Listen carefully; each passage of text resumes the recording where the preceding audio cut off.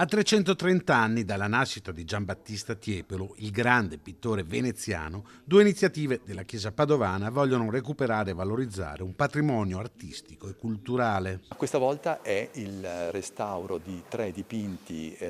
di Giambattista Tiepolo che fanno parte di un ciclo realizzati intorno al 1745 e che un parroco insieme alla comunità volle per questo piccolo edificio che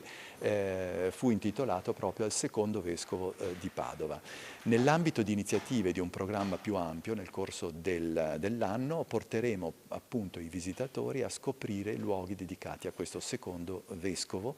e attraverso anche così un espediente un po' divertente della presenza di personaggi illustri con il nome Massimo andremo a incidere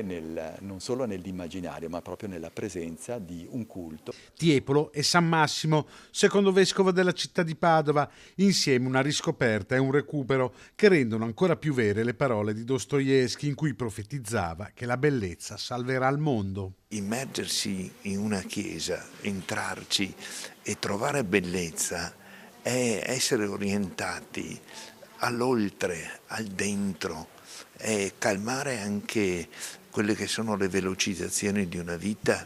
o socialmente motivata in questi termini, oppure anche quelle dell'accelerazione dei sentimenti di reazione e di vendetta, e trovare una pace che trascende l'istante, è superare il capire col comprendere.